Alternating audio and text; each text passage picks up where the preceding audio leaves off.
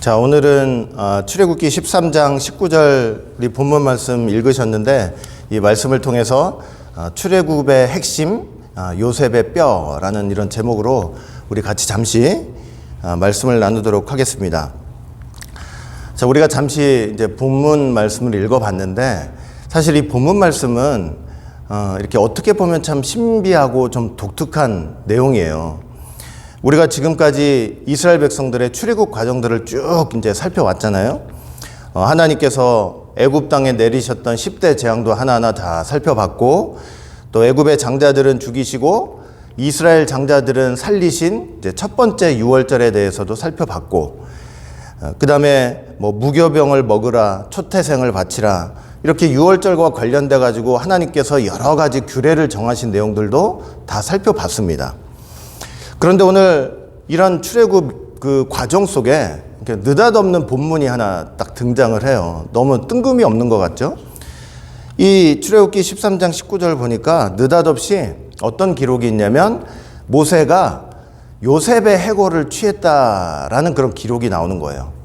뭐 공부 많이 하신 분들도 있겠지만 또 처음 들어보시는 분들도 분명히 있을 것 같아요. 출애굽을 하면서 모세가 요셉의 해골은 요셉의 뼈를 가리키는 거예요. 요셉의 뼈를 들고 출애굽을 했다, 이런 기록이 돼 있는 거예요. 왠지 가만히 그냥 들으면은 이게 무슨 출애굽 과정과 어떤 연관성이 있는가, 이제 이런 생각을 해보게 되기도 하고, 그리고 뭐 자세한 설명도 없어요. 그냥 요 출애굽기 13장 19절 딱 요 구절 하나밖에 없어요. 이 요셉의 해골에 대해서 말씀을 하는 구절은 요거 달랑 하나밖에 없는 거예요. 사실 우리가 이제 구속사 시리즈를 공부하고 있는데, 그 공부를 하면서 이걸 배우지 않았다면 출애굽기를 아무리 많이 읽어도 눈에 이렇게 들어올 수 없는 내용이었던 것 같아요. 저도 개인적으로 출애굽기 참 많이 읽었잖아요. 많이 읽었는데 한 번도 이 말씀이 제 눈에 들어왔던 적이 없었던 것 같아요. 그래서 딱 모세가 이 요셉의 해골을 가지고 출발을 했다라는 얘기를 듣고 그냥 깜짝 놀랐어요. 진짜 그런 일이 있었나? 이 정도로 그렇게 읽어놓고도 눈에 한 번도 들어온 적이 없었던 말씀이에요.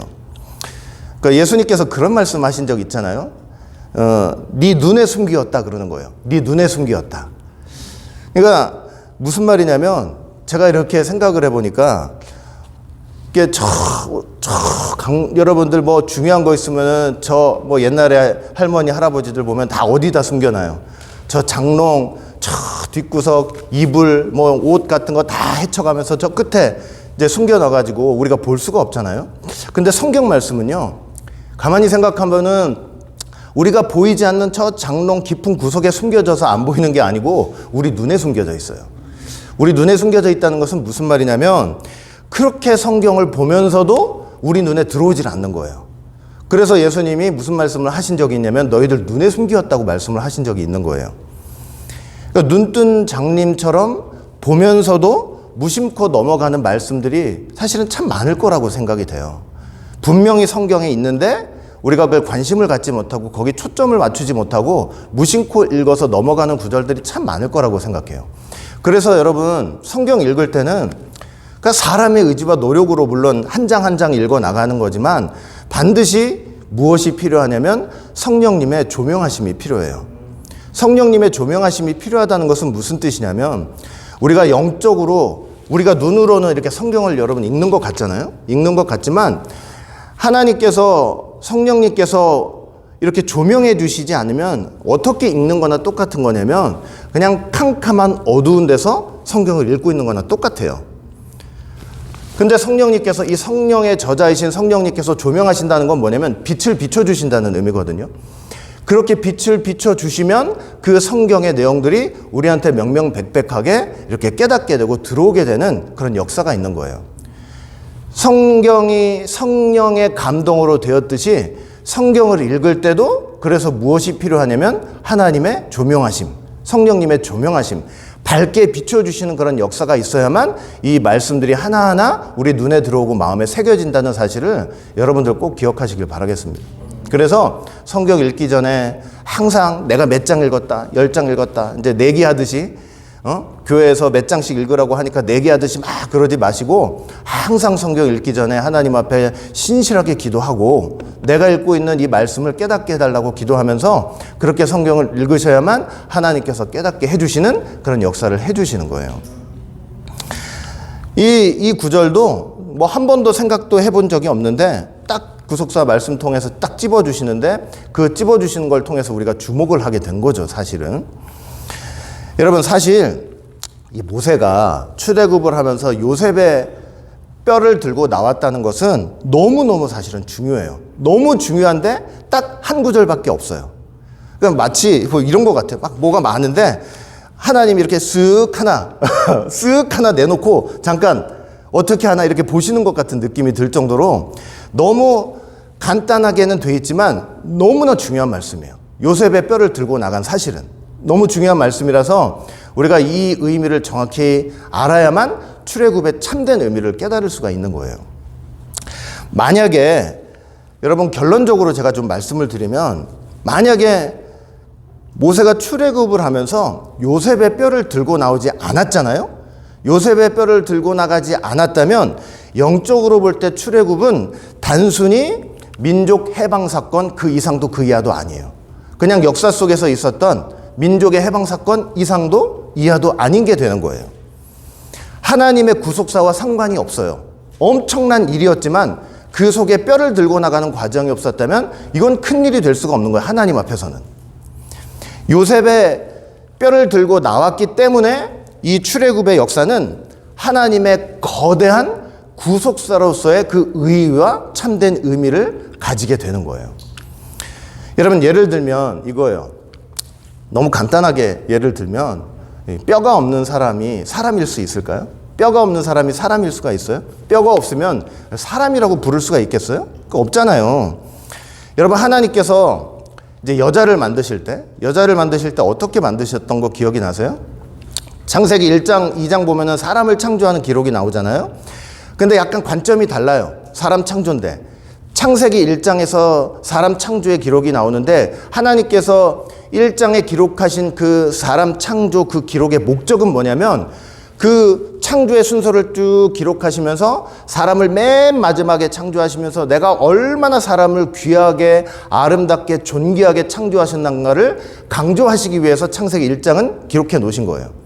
창세기 2장은 사람 창조의 기록을 왜 기록해 놓으셨냐면 창조 속에서 종기성을 강조하기 위해서가 아니라 언약 관계, 하나님과의 언약 관계 속에서 사람이 어떻게 창조된다는가를 보여주기 위해서 이렇게 이 기록을 해놓은 거예요.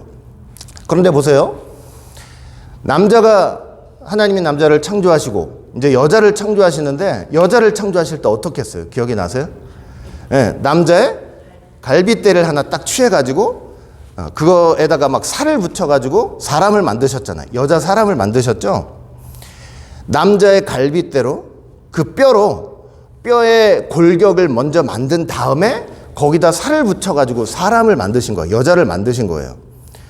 그러니까 사람 창조 과정을 이렇게 봐도 우리가 사람이라고 일컬기 위해서는 반드시 뭐가 먼저 있어야 되냐면 뼈가 먼저 있어야 되는 거예요. 뼈가 있은 다음에 뭐예요? 살이에요. 뼈 다음에 살이에요. 살을 채우는 과정이 있는 거예요. 그리고 그렇게 창조된 여자를 보고 남자가 뭐라 그래요? 아, 내 뼈 중에 뼈고 내 살 중에 살이다. 이렇게 고백을 하잖아요. 남자에게 있어서 그렇게 창조된 여자가 너무나 귀하고 아름답고 소중한 존재라는 것을 고백하는 것이죠. 근데 왜 그래요? 왜 그러냐면 아담의 뼈가 그대로 여자한테 가 있기 때문이에요. 아담의 뼈가 그대로 여자한테 가 있기 때문이에요. 아담의 형상이 그대로 여자한테도 있기 때문에 너무나 보기에 아름답고 내 뼈 중에 뼈고 살 중에 살이라고 고백을 하는 거예요. 아담의 형상이 여자한테 있어요. 뭐 때문에? 그 뼈 때문에 있는 거예요. 뼈 때문에. 근데 그 아담의 형상이라는 것은 하나님의 형상이잖아요. 하나님이 하나님의 형상으로 아담을 창조한 거 아니에요. 그러니까 여자를 하나님의 형상이라고 부를 수 있는 이유가 뭐냐면 아담의 뼈가 있기 때문에 그래요. 아담의 뼈로 여자를 만들었기 때문이에요. 아담의 뼈가 여자한테 전수되었기 때문에. 그렇기 때문에 여자가 너무 귀한 존재고 하나님의 형상이라고 부를 수가 있는 거예요. 자, 출애굽 사건을 돌아와가지고, 여러분 출애굽 사건에도 그래서 뭐가 있어야 되냐면, 출애굽 사건에도 뼈가 반드시 먼저 있어야 돼요. 뼈가 먼저 있어야 돼요. 이스라엘 백성들이 그저 그냥 종살이 하면서 노예살이 하다가 이렇게 그러니까 애굽을 탈출한 그 사건이 먼저가 아니라, 사건은요, 그러니까 출애굽을 한 그 사건 자체는 만약에 사람의 몸으로 말하자면 그건 살인 거예요, 살을 붙이는 거지, 그건 뼈가 먼저가 아니에요. 그러니까 사건이 살이라면 요셉의 뼈를 들고 나왔다고 했을 때 그 요셉의 뼈는 그 출애굽 사건의 뭐가 되는 것이냐면, 사람으로 말하면 뼈가 되는 거예요, 뼈가. 제 말 이해되세요, 안 되세요? 이거 잘 이해하시면서 넘어오셔야 제가 뒤에도 이해가 되세요. 요셉의 뼈가 먼저예요. 뼈가 있어야 출애굽 사건이 그 살이 붙여져 가지고, 그게 뭐냐면 하나님 보시기에 좋은 하나님 구속 경륜 속에서 하나님의 뜻을 이루는 하나님의 구속사가 되는 거예요. 아담의 뼈가 있어야만 여자가 하나님의 형상이 되듯이, 하나님 보시기에 좋은 형상이 되듯이. 이해가 되고 계시는 거죠? 자, 그래서 그런 측면에서 이제 이걸 생각해 나가셔야 되는 거예요. 오늘은 그래서, 이건 이제 제가 서론적으로 말씀을 드린 거고, 오늘은 그래서 이 모세가 출애굽을 할 때 이제 요셉의 뼈를 이렇게 취했다라고 하는 것의 의미가 어떤 것인지 조금 정확하게 한번 상세하게 좀 생각해 보는 시간을 가질 거예요. 자, 일단 모세는 왜 요셉의 뼈를 들고 나왔을까요? 왜? 출애굽하는데 왜 모세 바쁘잖아요. 막 얼마나 긴박하고 급박한 순간이에요. 예? 그 6월절 밤에 애굽의 장자들은 다 죽어요. 옆 동네 애굽 사람들 난리가 나요. 그냥 장자들이 하나님의 죽음의 사자가 들어가 가지고 다 죽여버렸잖아요. 그 얼마나 통곡을 하겠어요. 온 나라가 통곡 소리예요. 여러분 옆집에서 여러분 집만 빼고 주위에서 통곡 소리가 나고 난리가 났다고 생각해 보세요. 얼마나 그 긴박한 상황이고 두려울 수밖에 없는 상황이에요. 언제 하나님께서 출발하라고 명령하실지 모른단 말이에요. 그러니까 막 긴박해가지고 급박해가지고 두려운 상황 속에 있는데, 그렇게 바쁜데 말이야. 너무나 바쁜데 모세는 뭘 해야 돼? 또 거기다가 요셉의 뼈를 챙겨야 된단 말이에요. 요셉의 뼈를. 예? 요셉의 뼈를. 그 무덤 다시 파가지고 그 이제 관에다가 모셔져 있는 그 뼈를 들고 또 나와야 되는 거예요. 아니, 왜 이렇게 번거로운 일을 해야 되지? 왜 이렇게 했을까요? 모세가. 일단 기본적으로는 뭐냐면은, 보세요. 본문을 읽어보면은 이제 기본적인 이유가 뭔지는 말씀을 하고 있어요.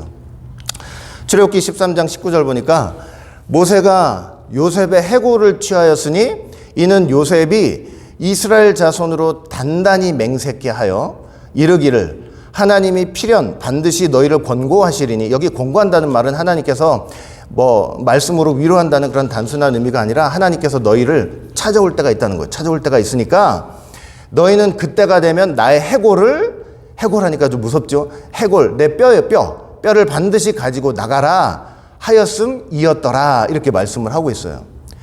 모세가 요셉의 뼈를 취한 것은 뭐 때문에 그러냐면 요셉의 유언 때문에 그랬던 거예요. 요셉의 유언. 여러분, 요셉 당시로 한번 잠깐 들어가 볼게요. 요셉 당시 이제 엄청난 세계적인 기근이 있었잖아요. 요셉이 있었던 애굽 땅에는 이미 7년 동안 풍년이 있었기 때문에 아무리 기근을 당해도 부족하지가 않죠. 곡식이 넘쳤으니까. 이제 가나안 땅에 있던 형들이 양식 구한다고 이제 쫄래쫄래 왔어요. 자기들이 팔아버린 그 동생 요셉이 지금 총리가 된 줄도 모르고 거기서 이제 막 머리 숙이고 절하고 있잖아요. 그 순간 요셉이 총리로서 이제 수십 년 됐던 한을 바로 풀 때가 바로 지금이다. 이거 형제들 여기서 왔으니 내 앞에서 머리 조아리고 있으니 그냥 단반에 목을 치자, 이럴 수도 있잖아요. 이럴 수도 있는데, 그런데 요셉은 자기가 이렇게 애굽으로 형들에 의해서 팔릴 수밖에 없었던 하나님의 경륜을 깨닫고 마음의 한을 다 풀어버리고 형제들을 다 용서를 했단 말이에요. 그렇죠?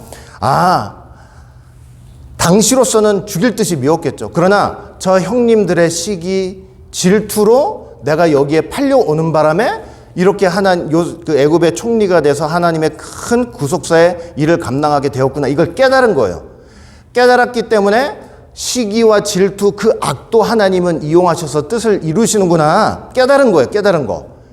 깨달았기 때문에 잊어버리고 어떻게 했어요? 형들을 포용했단 말이에요. 형들을 용서했어요. 그 형들을 용서하고 포용했다는 거 어떻게 할 수 있어요? 아들이 2명 있잖아요, 요셉한테. 첫 번째 아들이 이름이 뭐예요? 므낫세. 므낫세가 무슨 뜻이냐면 잊어버렸다. 그 다음에 에브라임이 뭐예요? 창성케 된다. 그러니까 다 요셉이 그 한을, 그 원수 같은 거를 그냥 다 믿음으로 잊어버렸어요. 잊어버렸더니 요셉이 창성케 되는 그런 놀라운 역사를 경험을 했기 때문에 므낫세와 에브라임으로 이름을 지은 거예요.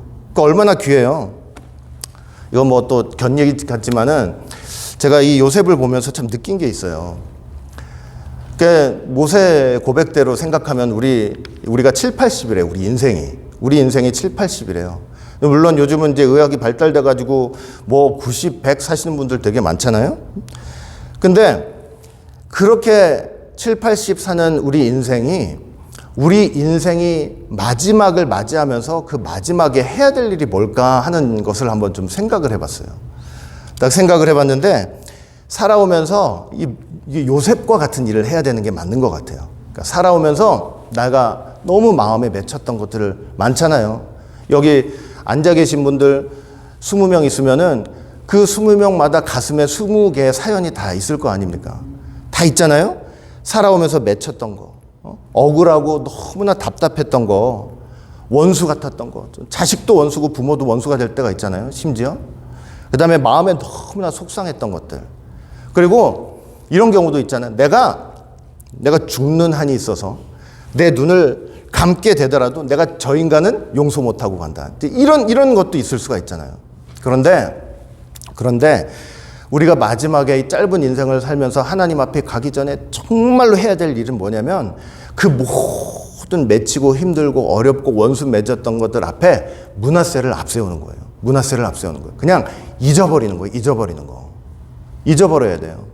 잊어버리라는 것은 기억상실, 그게 아니에요. 기억상실. 뭐 아예 머릿속에서 그냥 생각이 안 나서 잊어버리는 그게 아니고요. 단순히 기억에서 지우려는 말이 아니고 깨달으라는 말이에요. 깨달으라는 말. 정말 잊어버리고 용서하는 거는 내가 일부러 막 잊어버리려고 해서 되는 게 아니에요. 깨달으라는 거예요. 뭘 깨달아야 되느냐? 이제 인생의 마지막 순간에 딱 되돌아보니까 그 젊은 당시에는 용서 못할 것 같고 맺혔던 이런 모든 어떤 순간에서도 생각해 보니까 하나님이 개입하지 않으신 적이 없었던 거예요. 하나님이 순간순간마다 사실 나를 위해서, 나를 하나님 앞에 더 가까이 인도하시기 위해서, 하나님의 뜻을 위해서 더 크게 사용하시려고 그 순간순간에도 하나님이 한 번도 개입하지 않으신 적이 없었던 거예요. 아무리 답답하고 억울하고 저 원수 같은 것이 감히 나를 쫓아내? 너무나 힘들고 정말 눈 감아도 내가 용서를 못할 것 같은 그런 일에도 가만히 생각해 보면 하나님께서 나를 선하게 인도하시고 하나님 앞으로 인도하시고 그 구속의 경륜을 이루시기 위해서 하나님이 개입하신 그런 흔적들이 너무나 생생하게 남아있는 거예요. 그걸 깨닫는 게 중요해요. 깨닫는 게. 그냥 머릿속에서 막 잊어버리려고 그러면 안 잊어버려져, 사람은. 예? 사람은 안 잊어버려져요, 사람은. 그게 될 것 같아요? 나 몰래 바람을 폈어, 남편이, 부인이. 용서한다 해놓고 그냥 같이 살아보자고. 볼 때마다 생각나는 게 사람이에요, 볼 때마다. 근데 하나님께서 생각해보세요. 하나님께서 우리 천국 가면은 하나님께서 우리 죄를 어떻게 해주신대요? 기억지 않으신다 그랬거든요. 근데 만약에 하나님이 그 전능하신 하나님 아니에요? 우리 중심을 다 보시는 하나님 아니에요? 천국 갔는데 우리가 일생을 살면서 태어나면서부터 죽을 때까지 하나님께서 우리 하나님을 향해서 악행을 했던, 악한 말을 했던, 불평불만했던 모든 것들을 하나님이 다 기억하신다고 생각해 보시라고요. 거기가 천국이 되겠어요? 천국 되겠어요? 못 되겠어요? 근데 하나님께서는 어떻게 하신다 그랬어요? 우리 죄를 동이 서에서 먼 것처럼 집어 던져버리시고 우리 죄를 주의 등 뒤로, 사람의 등 뒤로 던져버리면 얼마든지 찾을 수 있지만 하나님께서 우리의 죄를 주의 등 뒤로 던져버리신다고 할 땐, 하나님이 등 뒤로 버리시다고 할 땐 세상 누구도 그걸 찾을 수 없어요. 하나님도 잊어버리시는 거예요. 잊어버리시고 한 번도 죄진 적이 없는 새 신부처럼 여겨주시니까 거기가 천국이 되는 거예요. 거기가. 여러분, 요셉이 그래, 내 인격 가지고 용서해보자, 그걸로 된 게 아니에요. 그걸로 하나님의 뜻을 깨닫고 용서가 되는 거예요. 뜻을 깨닫고. 이 사람들이 나를 팔지 않았으면 가나안 땅에서 계속 있었겠지. 어떻게 요셉을 왔겠냐고요. 애굽을 왔겠냐고요. 기근 들었을 때 요셉이 총리가 돼 있어야 일로 올 거 아니에요, 애굽으로. 거기서 고센 땅에서 400년 이상 머물면서 하나님의 백성으로 번성, 이 모든 일들이 어떻게 됐겠냐고요. 안 되는 거예요. 안 되는 거. 그러니까 잊어버렸기 때문에 그 하나님의 놀라운 경륜을 깨달았기 때문에 잊어버리는 게 가능해지는 거예요. 알겠죠? 그래서 여러분, 우리도 마찬가지예요. 저희도 아까도 말씀드렸지만 아무리 억울하고 힘들고 답답하고 제가 나를 쫓아내고 나를 어떻게 하고 그거를 다 마지막 여러분들이 사시면서 이제 하나님 앞에 갈 때가 1년, 2년, 3년 이렇게 남으면 남을수록 다 어떻게 하셔야 되냐면 전부 다 하나님의 은혜의 믹서기에다가 다 집어넣으세요. 다. 괴롭고 힘들고 원수 맺었던 거, 힘들었던 거 다 집어넣어가지고 싹싹싹싹 갈아가지고 아침에 주스 해먹듯이 그렇게 감사의 주스 딱 만들어가지고 믿음으로 벌컥벌컥 드시라고요. 그게 바로 뭐냐면 우리 인생에 해야 될 마지막 일이에요. 우리 인생에 여러분 마지막에 뭘 하시겠어요, 여러분들? 예수님이 홀이라도 갚지 않으면 안 된다 그랬잖아요. 남한테 돈 꾼 거 갚은 거, 그 돈 꾼 거 당연히 갚아야죠. 그것보다 하나님 앞에 서기 전에 내 마음의 짐들, 내 마음의 찌꺼기들 다 해결하고 가셔야 된다고. 예? 어떻게 하겠어요? 하나님이 나에게 역사하셨다는 거 깨닫고 은혜 믹서기에다 놓고 갈아서 믿음으로 마셔야지. 하나님이 그 마음에 평강과 기쁨을 안 주시겠냐고요. 안 주시겠어요? 천국의 소망을 안 주시겠냐고요. 내가 저거 원수 갚아야 돼. 그 마음에 천국의 소망이 어디 있어요? 거기에. 평강이 어디 있어요? 기쁨이 어디 있어요? 여러분 답답하다 억울하다 하지만 천국 가면 그런 것들 죄송한데 하나도 기억 안 나요. 그냥 여기서나 난리 법석 뻐꾸기지 그날 가보세요. 그게 내 인생에 아무것도 아니에요. 아무것도. 하나도 기억나지 않아요. 하나도. 여러분 천국은 완전히 문하세의 세계가 이루어지는 곳이에요. 완전히 옛것은 옛 생활은 다 잊어버리는 세계라고. 완전히 잊어버리는 세계. 예? 그리고 에브라임의 세계예요. 창성케 되는 세계. 내가 이 땅에서 참 천불 갖고 살았다. 그 나라 가면 어떻게 돼? 천천만만. 천불에다가 천천만만. 옛날 원로 목사님 맨날 그 얘기 하시는 천불. 그러면은 거기다 천을 곱해보라고. 거기다 또 천을 곱해보래요. 거기다 또 만을 곱해보고 또 만을 곱해보래요. 대여 공이 몇 개 있는지 셀 수도 없잖아요. 그러니까 천국 가면은 잊어버리는 세계, 그 잊어버리는 터 위에서 하나님께서 말할 수 없이 쏟아 부어주시는 그런 세계가 된다는 거예요. 마지막 순간까지 여러분 눈 감는 순간까지 주먹을 꽉 쥐고 내가 저거 원수 못 갚아서 나 이렇게 가면 안 되는데 어떻게 눈을 감지? 세상에 그것처럼 불쌍한 인생이 없는 거예요. 그것처럼 불쌍한 믿음의 사람이 없는 거예요. 다 용서하셔야 돼요. 용서하셔야 된다고. 예? 은혜 믹서기에 가르셔야 된다고. 요셉은 하나님의 은혜 속에서 그 경륜을 깨닫고 형제를 다 용서하고 다 받아들였어요. 용서 못하고 보는 순간 다 잡아 죽이거라 그러면요. 야곱의 12아들을 통해서 하나님의 나라를 세우시는 하나님의 구속 경륜 하나도 이루어지지 못해요. 여러분들이 지금 맨날 성경 통해서 읽고 있는 이스라엘 백성들의 역사 자체가 없어져요. 요셉이 용서하지 못했다면. 요셉의 용서를 통해서 야곱의 12아들이 12지파로 성장하고 하나님의 백성이 됐고 거기에 예수님 보내실 수 있는 거예요. 예수님의 용서 때문에 우리가 멸망치 않고 하나님의 나라, 하나님의 백성으로 세워진 거예요.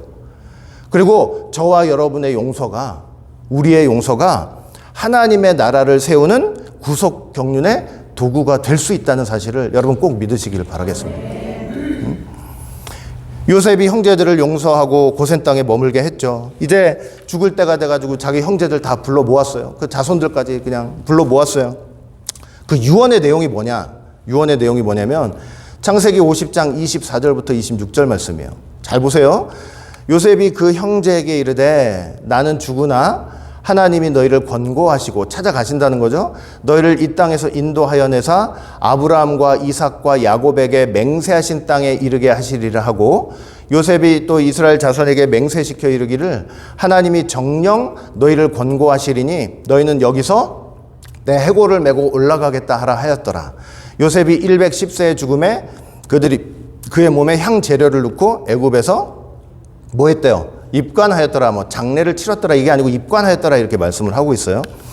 자, 요셉이 죽으면서 형제들 모아놓고 뭐라고 예언을 했냐면, 이제 기근 때문에 이제 다 왔잖아요. 애굽 땅에. 야곱의 70가족이 왔어요. 왔는데 그 형제들에게 유언을 하면서, 야, 너희들 이 땅에 머물고 고센 땅에 머물고 있다가 엄청나게 나중에 번성하게 될 거야. 근데 실제로 그렇게 됐어요, 안 됐어요? 엄청 번성하게 됐잖아요. 그리고 그렇게 어느 순간에 어느 때가 되면 하나님께서 너희를 권고하시리니, 하나님께서 너희를 찾아올 때가 있을 거야. 그리고 하나님께서 너희를 이 애굽 땅에서 탈출을 시킬 때가 있을 거야. 그때가 되면 어떻게 해달라는 거예요? 그때가 되면 내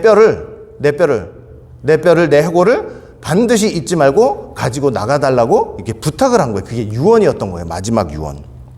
이 유언을 할 때가 요셉이 몇 살이래요? 110세죠? 주전 1806년이에요. 1806년. 응?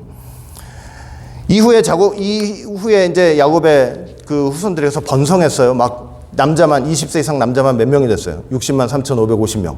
그리고 가족들까지 합쳐서 200만이 넘는 엄청난 인구로 번성을 했단 말이에요. 그리고 나서 마침내 요셉의 유언대로 때가 온 거예요. 하나님이 이제 방문하셔가지고 꺼내 놓으시는 때가 됐는데, 그때가 주전 1446년이에요. 연도는 기억 못 하셔도 괜찮아요. 근데 모세가 출애굽하면서 이 요셉의 유언을 기억하고 요셉의 뼈를 들고 나간 거예요. 근데 제가 지금 몇 년 이렇게 얘기했지만 여러분들 계산이 순간 안 되시죠? 이게 몇 년 만에 그렇게 된 거냐면, 요셉이 유언을 한 지 360년 만에 된 거예요. 360년 만에. 야, 너무 놀랍지 않아요? 저는 이 요셉의 뼈를 들고 나갔다는 사실도 참 중요하긴 한데, 정말 충격적으로 놀란 건 이걸 잊지 않고 있었다는 게 더 놀라워요, 사실은. 우리가 10년 전에 우리 육신의 부모가 우리한테 부탁한 거 기억나시는 분 있어요? 이미 돌아가시는 부모님께서 살아생전에 내 손 꼭 붙잡고 제발 이것만큼은 잊지 말고 해달라고, 혹시 그런 게 있었다면 그게 기억나시는 분이 있냐고요. 10년이 되고 20년이 되고 30년이 되면요, 그걸 부탁하신 사실도 잊어버려요. 내용은 떠나가지고 나한테 뭘 부탁하셨다는 것도 잊어버리는 거예요. 잊어버려요. 300년 전에 요셉이 유언을 했던 내용을 그 300년이 돼가지고 360년 만에 그걸 기억하고 모세가 그 뼈를 들고 나오다니, 이건 뭐 충격적인 일이 아닐 수가 없죠, 사실은. 이게 뭐 가만히 생각해 보세요. 어떻게 이렇게 됐지? 혹시 300년 내내 구전이 되고 있었나? 뭐 그 후손들이 이제 후손들한테 계속 말로 이렇게 전하고, 혹시 구전으로 이제 안 돼. 왜냐면 여러분들 아시다시피 무슨 오락 TV 같은 거 봐도 10명 쭉 세워놓고 여기다가 가나다라 얘기하면은 끝에 가서 무슨 말이 나와요? 마바사가 나오잖아요. 엉뚱한 소리 나오잖아요. 구전이 돼서 그렇다고 하기에는 너무 또 이게 모호한 게 있는 거예요. 혹시 문서로 남겼나? 문서로 남겨가지고 그 문서가 몇백 년이 돼가지고 혹시 그걸 갖고 있다가 이렇게 보게 됐나? 별 생각을 다 해보게 됐어요. 근데 이게 300년 이상 구전이 됐던 문서의 기록이 있던 제 생각은 뭐냐면, 이게 사람의 힘으로는 절대 되지 않는다는 얘기예요. 왜냐면 나중에는 보세요. 구전으로 내려오든 문서로 들어 내려오든 나중에는 이걸 사람들이, 후손들은 어떻게 받아들일 수 있냐면 무슨 전설처럼 받아들여요. 신화처럼 생각한다고. 여러분, 에덴 동산도 신화라고 하는 사람 엄청 많아요. 그러니까 그렇게 봐요. 그게 사단의 역사예요. 사단은 뭘 하려고 하냐면 성경의 사실을 자꾸 뭘로 취급하는 거예요. 고대 근동에 여러 설화들이 있고 신화들이 있는데 그 중에 하나라고 생각하는 그런 인간들이 너무너무 많다고요. 근데 이것도 그렇게 된다니까요. 300년 이상 시간이 되다면. 그러니까 이거는 절대로 사람의 힘으로 되는 게 아니에요. 절대로. 구원은 사람의 힘으로 되지 않아요. 제자들이 물어봤죠. 아니, 어떻게 누가 구원을 받을 수 있겠습니까? 그랬더니 예수님이 뭐라고 그래요? 사람으로서는 할 수 없으되 하나님은 하신대요.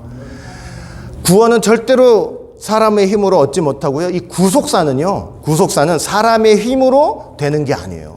그렇게 진행되는 게 아니에요. 사람의 힘으로 되는 게 아니에요. 여러분, 그 광대한 구속사의 어느 한 시점에 어떤 사람이 이래요. 내가 세상에서 말씀을 제일 잘 깨닫고 내가 제일 잘 전하고, 그러니까 너희들은 나를 들어야 되고 나에게 하나님의 뜻이 있다, 뻥뻥 큰 소리를 쳤다고 한번 생각해 보세요. 아까도 말씀드렸죠. 그래봤자 인생이 7,80이에요. 7,80. 하나님의 엄청난 구속사의 시간 속에서, 아니 그 이면에 영원하신 하나님의 시간 속에서 그 한 인생이 뻥뻥 소리치고 있는 시간은요, 하나님 보실 때 점도 안 되는 시간이 점이라도 될 것 같아요? 세상에 점도 안 되는 그 인생을 살면서 나에게 뜻이 있다. 그것처럼 무지한 지혜가 없는 그런 게 어딨냐고요. 그 점 같은 시간을 살면서 하나님이 나에게 뜻을 주시고 그 잠시라도 하나님의 뜻을 이루기 위해서 일할 수 있는 환경과 여건 주신 거 감사만 해도 감사만 하면서 가도 모자랄 판이에요. 그거는. 예? 그냥 우리는 한 점 같은 그런 인생밖에 안 되는 거예요. 예수님을 붙잡아야 영원히 되지. 내 힘으로 어떻게 영원히 되냐고요. 안 되는 거죠. 하나님 앞에 하루같이 이 하루살이 같은 인생들이 큰 소리 치는 거 너무나 불쌍한 거예요. 불쌍한 거예요. 무지한 거예요. 지혜가 없는 거예요. 그 여러분들이 늘 저한테 하시는 말씀 있잖아요. 에? 목사님 여기 보시면 알지만 어르신들이 많잖아요. 항상 저한테 열심히 공부하고 나서 은혜 받으셨다. 그래놓고 뒤에 한마디씩 꼭 받으시는 게 뭐냐면 목사님 받을 땐 너무 좋은데요. 돌아서는 순간 잊어버려요. 그러시니까 돌아서는 순간 잊어버린다고. 맞아요. 사람은요. 돌아서는 순간 잊어버려요. 돌아서는 순간. 아니 돌아서는 순간 잊어버리는 인생에 어떻게 300년 이상 그걸 기억했다가 그걸 들고 나오냐고요. 그 되겠어요 그게? 사람으로는 안 되는 거예요. 사람으로. 예수님의 말씀이 딱 맞아요. 제자들의 의문도 맞아요. 사람으로 어떻게 되겠습니까? 안 돼요. 사람으로는. 하나님이시니까 하시는 거예요. 하나님이시니까. 360년 전 유언을 기억하고 모세의 뼈를 들고 나왔다는 것은 하나님으로만 되는 것입니다. 영원하신 하나님, 천년도 하나님한테는 하루 같아요. 1000년 전에 일이 어제 일 같다니까요. 그런 하나님이시니까 다 기억하시는 거예요. 다 기억하시고 사람은 잊어버려도 하나님은 그래서 기억하시는 거예요. 하나님은 기억하셔가지고 하나님이 택한 백성들로 하여금 뜻을 이루게 하시기 위해서 그 언약을, 그 약속을, 그 유언을 사람을 택하셔가지고 생각나게 만들어주시는 역사예요. 알겠죠? 구전이 됐던 문서로 받아왔던 그게 중간에 흐지부지 될 수 있는데 그걸 보존시키는 것도 하나님의 역사고 결국 그 요셉의 유언을 하나님의 뜻을 위해 구속사의 전진을 위해 생각나게 하시고 기억나게 하시는 것도 사람이 아니라 하나님이 되신다는 사실이에요. 하나님이 생각나게 하시고 기억나게 하시고 이거 황당한 소리네 이게 아니고 너무 믿어지게 하는 것도 다 그것도 하나님의 역사인 거예요. 안 그러겠어요? 아니 요셉의 뼈를 들고 나가라고 했다. 아니 무슨 황당한 소리가 어디 있어. 근데 그 얘기를 듣는 순간 마음이 뜨거워지면서 믿어지는 거야. 모세 마음 안에서. 그 사람의 역사겠어요? 그것도 하나님의 역사인 거예요. 그것도. 그러니까 그 오랜 시간이 흘렀어도 모세가 기억하고 요셉의 뼈를 들고 나온 것입니다. 다 하나님이 하시는 일. 그러니까 우리가 여러분 모든 하나님의 구속사 속에서 하나님의 사람들이 갖춰야 될 정목 중에 제일 중요한 게 뭐냐면 겸손이에요. 겸손이에요. 자꾸 나를 드러내려고 하면 안 돼요. 왕이 되려고 하면 안 돼요. 하나님의 사람들은 왕이 되려는 사람들이 아니라 그랬죠. 왕이 되려는 사람들이 아니고 하나님의 상급을 바라보면서 내가 할 일을 다 해놓고도 하나님 앞에 내가 부족한 종이었습니다. 열심히 하루 종일 땅볕에서 일한 다음에 이제 집에 가서 좀 혁띠 풀고 이제 손발 좀 닦고 땀도 씻고 이제 누가 차려주는 밥 먹어야지. 그건 하나님의 종들이 아니에요. 낮 동안 그 땀 흘려 일해 놓고도 딱 집에 돌아와서 허리를 더 동이고 주인이 식사할 수 있도록 주님의 밥상을 그 주인의 밥상을 차려주고 준비하고 옆에서 그게 바로 진정한 하나님의 종들이 되는 거예요. 하나님 앞에는 그런 모습이 참된 종이 되는 거예요. 하나님 저 열심히 일했는데 이제 집에 와가지고 좀 씻고 말이죠. 뭐 혁띠도 풀고 좀 내 마음대로 좀 하면 안 되겠습니까? 그건 가짜 종이에요. 가짜 종. 여러분 겸손해야 돼요. 그래서 겸손해. 그 요셉 앞에 그 요셉의 유언 그걸 하나님이 알려주시고 그걸 깨닫게 하시고 기억나게 하신 거 다 하나님의 역사라는 거 깨닫고 우리는 뭐냐 다 겸손으로 일해야 된다는 사실을 여러분 꼭 믿으시길 바라겠습니다. 아시겠죠? 요셉은 여러분 왜 이런 유언을 남겼을까요? 출애굽 때 내 뼈를 가지고 나가라. 이거 왜 이런 황당한 유언을 남겼을까? 왜 남겼을까?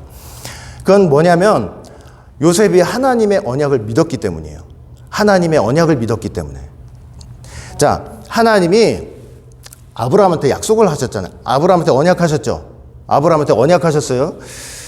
아브라함한테 언약을 하셨는데 무려 7번이나 하셨어요. 거의 비슷한 내용을 7번이나 언약을. 근데 7번이 칠수라는 게 완전수잖아요. 7번이나 언약을 하셨다는 것은 그 언약의 내용이 너무나 확실하고 그 다음에 반드시 성취될 거라는 것을 보여주는 거예요. 인간은 한 번 얘기해가지고 인간을 알아먹는 그런 사람들이 아니거든요. 그렇죠? 한 번 얘기해가지고 몰라요. 그 한 번 딱 듣고 나서 이게 돌아서가지고 하루 이틀 가면 이거 진짜 해야 되나? 내가 들은 말이 확실한 건가? 이렇게 되거든요.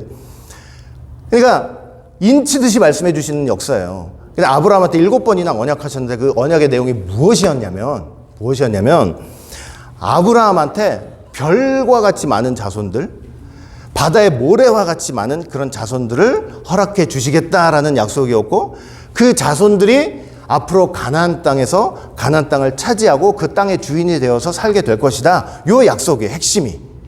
그리고 창세기 15장 보시면은 조금 더 이제 그걸 구체적으로 말씀을 하시는데 아브라함 후손들이 이방에서 400년간을 고생을 할 거래요. 이게 뭐 하는 거예요, 이거는?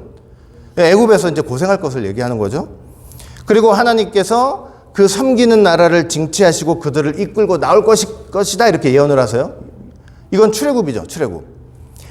그리고 그들은 마침내 가나안 땅에 들어가서 정착을 할 것이다. 이제 그들이 가나안 입성할 거. 아브라함이 이 언약을 받은 거예요. 근데 아브라함이 이 언약을 받아가지고 누구한테 전수를 해요? 이삭한테 전수를 했고 이삭은 누구한테 전수를 했어요? 야곱한테 전수를 했고 야곱은 누구한테 전수를 해요? 요셉한테 전수를 한 거예요. 요셉한테. 그런데 요셉이 이 아브라함이 받은 이 언약을 아주 굳게 믿고 있었어요. 너무나 확실하게 믿고 있었어요. 지금은 이렇게 애굽에서 생활하고 있지만 나중에 반드시 애굽 땅에서 번성해서 출애굽할 때가 있다. 요거를 아주 분명하게 믿고 있었던 거예요. 출애굽해서 하나님이 약속하신 땅 가나안 땅에 들어갈 때가 있다. 한 채 의심도 없이 아주 확실하게 믿은 거예요. 언약을 너무나 확실하게 믿었기 때문에 내가 죽을 때 유언을 이렇게 남기는 거예요. 죽을 때 후손들한테 이러는 거예요. 형제들한테. 반드시 하나님이 아브라함한테 우리 할아버지한테 언약하셨던 대로 너희를 찾으셔가지고 방문하실 때가 있을 거다. 그리고 너희들이 출애굽할 때가 있을 거야. 여기서 영원히 사는 게 아니야. 우리가 이 땅에서 영원히 사는 게 아니듯이 영원히 사는 게 아니야. 반드시 그렇게 출애굽을 하게 되는데 제발 출애굽할 때 잊지 말고 내 뼈 좀 가지고 같이 나가다오. 이러는 거예요. 가나안 땅에 묻어다오. 약속의 땅에. 뼈라도 묻고 싶은 믿음인 거죠. 뼈라도. 그러니까 여러분 믿는 사람들은요. 믿는 사람들 제가 요셉의 유언도 참 위대해요. 사실은 믿는 사람들은 유언을 해도 좀 이렇게 유언을 하는 게 맞는 것 같아요. 좀 믿음의 유언 있잖아요. 신앙의 유언. 자식들 다 모아놓고 마지막 숨들을 저는 항상 그 생각을 해요. 마지막 순간을 항상 상상을 해요. 자식들 다 모아놓고 마지막 숨들을 막 내쉬면서 야 첫째는 페드로에 있는 무슨 빌딩을 가져가거라. 둘째는 내가 저금 통장에 지금 얼마를 모아놨는데 그건 네가 가져. 셋째는 너는 말이야 평소에 나 한번 찾아오지도 않고 못 되겠으니까 너는 줄 거 하나도 없어. 이러면서 그 마지막 숨들을 들이쉬면서 이런 유언을 한다고 생각을 해보세요. 얼마나 믿는 사람으로서 볼품이 없는 거예요. 너무나 고귀하지 못한 모습이잖아요. 예? 그런 것들 미리 다 해놓고 하지 말라는 거 아니에요? 안 해놓고 가보세요. 자식들이 얼마나 싸우겠어요. 난리 법석이잖아요. 예? 고소해요. 서로 고소하고 난리 나요. 난리 나. 그거 다 해놓고 여러분 마지막 숨을 쉴 때 남기는 유언은 그 인생의 마지막 엑기스잖아요. 엑기스. 뭘 하면서 살았는지 어떤 믿음을 가지고 살았는지 그 사람의 모든 걸 보여주는 게 마지막 숨을 들이쉬고 내쉬면서 하는 말일 거 아니에요. 그 순간에 마지막 그 숨을 몰아쉴 때는 사랑하는 내 아들아, 사랑하는 내 딸아, 내가 살아보니 예수님을 믿는 복이 가장 좋더라. 예수님을 믿는 복이 가장 좋더라. 내가 가더라도 너희들 절대로 예수님 떠나지 말고 예수님 좀 잘 믿었으면 좋겠다. 잘 믿다가 부활의 날 우리 기쁨으로 다시 만나자. 야, 만약에 이런 유언을 할 수 있다면 믿음의 사람으로 세상에 이것보다 더 위대한 유언이 어디 있겠냐고요. 어디 있겠어요. 우리 성도들은 이런 귀한 위대한 믿음의 유언, 이 신앙의 유언을 남기시는 모두가 되시기를 바라겠습니다. 요셉은 하나님의 언약을 굳게 믿고 마지막 숨을 들이키고 내쉬는 순간에 그 유언을 한 거예요. 그 위대한 신앙의 유언을 한 거예요.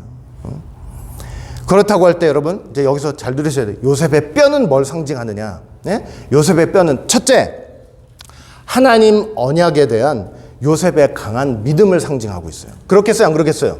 그렇죠? 죽는 순간에밖에 그거밖에 없거든요. 죽는 순간에 내가 총리로서 애굽 땅에서 쌓아놓은 재산들이 있는데 이걸 어떻게 자식들이 싸우지 않고 나눠 가질 수 있을까? 이게 아니에요. 죽는 순간에 생각나는 거 하나밖에 없어. 네? 내 손에 지금 손에 쥐어지지도 않는 거야. 언약이 언약. 하나님이 아브라함한테 하신 언약이 생각나는 거예요. 내 손에 쥐어지지도 않는데.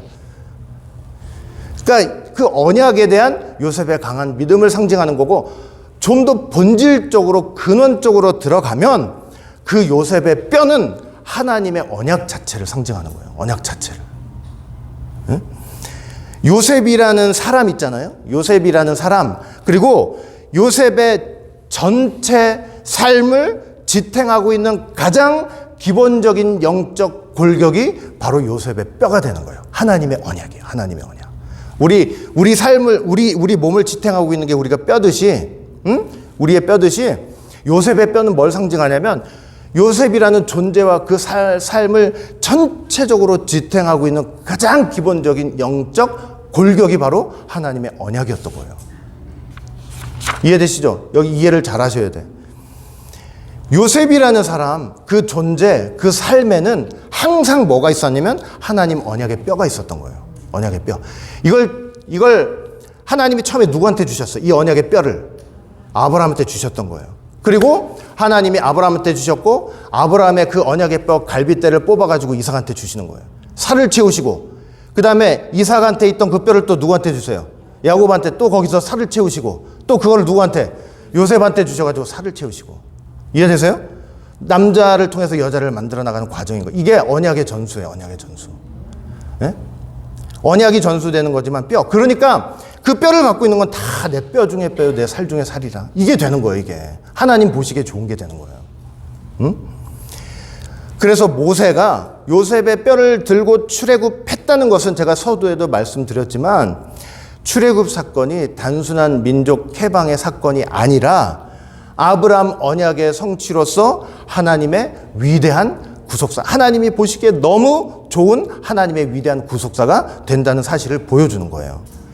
예수님을 이 땅에 보내시는 하나님의 위대한 구속사의 여정인 것을 보여주고 있는 거예요. 이게 비밀인 거예요. 요셉의 뼈가. 그냥 하나님이 슬쩍 한 구절 슬쩍 남겨두셨는데 이게 없으면 안 되는 거예요. 이게 없으면. 왜 슬쩍 했을까? 왜 슬쩍? 예?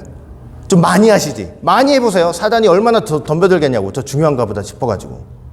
여러분, 흥미로운 사실이 하나 있는데요. 이스라엘이 출애굽해가지고 광야 여정을 40년을 이제 걸어 다녔잖아요. 근데 여러분 보세요. 40년 내내 하나님이 얼마나 괴로우신지 40년 동안 너희들이 나를 맨날 근심케 했다는 거야. 근데 보세요. 40년 여정을 가는 동안에 이스라엘 백성들 맨날 누구한테 불평했어요? 맨날 모세가 항상 중심이었잖아요. 모세를 통해 하나님 불평되고, 모세한테 불평. 왜 우리 무슨 껄핏하면 무슨 얘기를 해요? 껄핏하면 왜 우리를 광야로 데리고 나와가지고 이 고생을 시키고 여기를 왜 우리 매장지를 삼느냐고 얼마나 불평불만했어요. 나중에는 모세 죽이려고까지 했다니까요. 응? 그런데 그 200만이 넘는 사람들 중에서 단 한 사람도요, 요셉의 뼈에 대해서 불평한 사람은 없었어요. 예? 요셉의 뼈를 두세 이제 관에다가 했죠. 그리고 맨 마지막에 석관이에요. 석관. 여러분, 석관이 얼마나 무거운지 상상이나 되세요? 이게 수톤이에요. 1톤도 아니고 그냥 수톤이에요, 수톤. 막 수십 명이 그걸 메고 다녔겠죠? 근데 참 놀랍게도 여러분 성경 보세요. 맨날 사람들이 누구한테 불평하는 거예요? 그냥 모세한테 손가락질면서 모세한테 불평을 했지, 그 요셉의 관을 들고 가는 그 사람들을 향한 불평이나 왜 우리가 이런 무거운 관을 들고 가는 사람도 마찬가지지만 그 옆에서 보고 있는 사람도 왜 이런 거를 들고 다녀야 되느냐고, 무슨 죽은 송장 같은 이거 쓸 때 그들 눈엔 죽은 송장처럼 보이는 거죠. 그냥 살아서 역사하시고 이 출애굽 역사를 그냥 주동적으로 역동적으로 만드시는 하나님 언약이 그렇게 가고 있다는 건 모르고 그냥 죽은 송장처럼 보이는 거예요. 그러니까 왜 쓸데없는 짓 하느냐고 이렇게 귀찮아하거나 불평하거나 한 사람 한 명도 없었어요. 요셉의 뼈 때문에 불평이 생겼다면 반드시 성경에 기록됐겠어요. 기록됐을 거예요, 분명히. 제 말 이해되세요? 그런 게 없어요. 그러니까 뭐냐면 사단 마귀는 그 요셉의 뼈를 왜 들고 가는지도 모르고 있는 거예요. 만약에 그거 알고 있었다고 생각해 보세요. 그 불평과 불신의 영이 이스라엘 백성들을 싹 들어가가지고 뭐부터 하겠어요? 어떤 거부터 하겠어요? 별별 걸 다 동원해가지고 저 관을 내팽개치라, 저걸 쏟아라, 저 뼈를 부숴라, 불살라라, 별짓을 다 했을 거 아니에요, 별짓을. 근데 오만 짓을 다 했을 텐데 사단 모르는 거예요, 모르는 거. 저 왜 뼈를 왜 들고 가는지도 모르고 나중에 관심도 없어지는 거예요, 나중에는. 응? 사단은 모르는 거예요. 출애굽 역사 속에 지금 이렇게 광야 생활을 하는 이 역사 속에 여러분 보세요. 이거예요. 여러분들이 40년 광야 생활을 하고 있는 그 역사의 현장에 있는 사람들이라고 생각해 보세요. 야, 이게 하나님, 예수님이 오시는 이 길을 위한 구속사의 대여정이다 하면서 그 40년을 지내는 사람이 있겠어요, 없겠어요? 없어요. 맨날 현실 문제. 왜 물이 안 나오냐고, 왜 밥이 안 나오냐고, 왜 고기를 못 먹냐고 이러면서 40년을 보내지, 그 눈을, 신앙의 눈을 번쩍 떠가지고 이게 예수님 오시는 길이다 이러면서 가는 사람이 어디 있어요? 아무도 없지. 그러니까 이거는 하나님께서 우리 영적 눈을 크게 떠주게 하지 않으시면 이건 도저히 알 수가 없는 거예요. 출애굽 여정에 하나님의 뜻을 이루는 길이라고 생각도 못 하는 거예요. 예수님이 오시는 탄탄대로 신장로를 지금 사단도 모르게 딱 다지고 있는 그 사실이라는 걸 알지를 못해요, 사단은. 야, 그러니까 보세요. 아까도 말씀드렸죠? 그냥 그 출애굽의 12장부터 보세요. 막 12장부터 출애굽에 관련된 내용이 얼마나 많아요. 13장, 14장, 홍해 건넌 건. 근데 요셉의 뼈는 출애굽기 13장 19절 그냥 하나님이 탁 하나 던져놓고 마시는 거야. 나 같은 사람도 그렇게 출애굽기를 많이 읽었는데 한 번도 눈에 들어오지 않는 거야, 이게. 야, 그러니까 올로 목사님이 참 그거를, 그 구절을 읽으시면서 그거를 이렇게 구속사 C를 통해서 이게 뭐라고 설명하신 거 제가 볼 때 참 존경스러울 수밖에 없는 거예요, 진짜. 얼마나 그 영적 눈이 활짝 떠져 있으면은 보지 못하는 거, 눈 속에 감춰져 있다는 거니까 딱 보여주시는 거잖아요. 몰랐어. 뱀이 에덴 동산의 비밀을 몰랐듯이 몰랐던 거예요, 몰라. 뱀이 모르니까 여자한테 가서 묻는 거지. 정말 모든 동산나무의 실과를 먹지 말라. 모르니까 묻는 거잖아요, 모르니까. 알라고. 모세는 알았어요. 누구는 알았다고요? 모세는 알고 있었어요. 출애굽기 3장 보면 하나님이 모세한테 나타나시는데 어떻게 나타나셨는지, 어떤 하나님의 이름으로 나타나셨는지 기억나세요? 내가 하나님이다 하고 나타나신 게 아니에요. 아브라함의 하나님, 이삭의 하나님, 야곱의 하나님으로 모세 앞에 나타나신 거예요. 아브라함한테 약속하셨던 하나님, 이삭한테 약속하셨던 하나님, 야곱한테 약속하셨던 하나님. 그러니까 모세는요, 그 하나님이 모세한테 뼈를 들고 가라고 명령하셨을 거 아니에요. 출애굽이 어떤 의미인지, 이게 어떤 언약대로 되는 것인지, 그러니까 언약대로 되고 있는 거다 하는 거, 예수님 보내시는 그 길을 탄탄대로를 쌓고 있는 거다 하는 거 모세는 알고 가는 거예요, 모세는. 그 알고 가면서도 그 사단 같은 건 상대를 해야 되고, 야, 얼마나 힘들었겠어요. 예수님의 역사를 보여주는 거죠, 사실은. 자, 여기까지. 너무나 할 말이 많고 해야 될 게 많은데 다 할 수가 없어요. 다 할 수가 없어. 죄송해요. 오늘은 여기까지예요. 다 할 수가 없어요. 이게 얼마나, 제가 지금 이것만 해도 이게 많은데 이거 어떻게 뼈에 대해서 어떻게 얘기를 다 해요. 마지막 한 가지만 이제 딱 하고 말씀을 끝날 거예요. 여러분, 우리가 예수님 믿는다고 할 때 여러분들이나 저나 다 뭐가 돼요? 하나님의 아들들이 됐죠? 하나님의 아들이죠? 하나님의 아들이지만 그 하나님의 아들한테는 반드시 뭐가 있어야 되면 뼈가 있어야 돼요. 정말 이해되세요? 하나님 아들한테 뼈가 있어야 돼요, 뼈가. 그래서 성경 사도 바울이 뭐라고 그랬냐면, 야, 예수님을 믿으면 우리는 그냥 덮어놓고 하나님의 아들이다 그러지만 그게 아니에요. 사도 바울은 뭐라고 얘기를 했냐면, 너 예수님을 믿는 사람들은 다 아브라함의 아들이라고 그랬어요. 하나님의 아들이라고 먼저 한 게 아니고 아브라함의 아들이래요. 아브라함의 아들. 제 말이 거짓말 아니죠? 갈라디아서 3장 7절 보니까 믿음으로 말미암는 자들은 누구의 아들이래요? 네. 여러분 상식적으로는 쉽게 이해가 안 가죠. 왜냐면 예수 믿으면 누구의 아들이 돼야 돼요?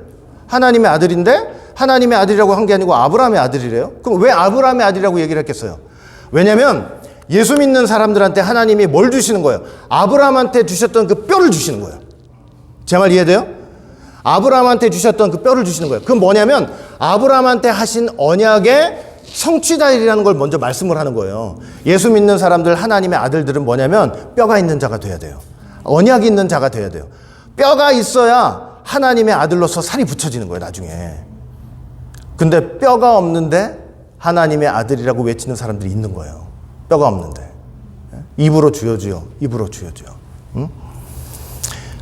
이게 제가 지금 아브라함의 언약으로만 말씀드렸지만 이 뼈는 사실은 창세전에 하나님이 예수님 안에서 내 백성이야 라고 언약하시고 예정하신 그게 본질적인 뼈예요, 사실은. 뼈. 알겠죠? 그 뼈가 있어야 하나님의 아들이 된다니까요. 근데 그 뼈가 없이 하나님의 아들이라고 외치는 사람들이 있어요. 진정한 하나님의 아들들이 되지 못하는 거예요. 그래서 우리 오직 예수의 모든 성도들은 진정으로 하나님이 창세전부터 내 거야, 내 아들이야 라고 말씀하신 그 언약의 뼈, 아브라함의 뼈가 있는 참 믿음의 아들들, 하나님의 아들들이 되시는 모두가 되시기를 주의 이름으로 간절히 축원을 드리겠습니다. 기도합니다. 사랑과 은혜가 풍성하신 아버지 하나님, 오늘 또 이렇게 귀한 시간을 통해서 우리가 요셉의 뼈를 들고 나온 이 귀한 의미들을 하나하나 생각해 볼 수 있도록 인도하여 주시니 진심으로 감사드립니다.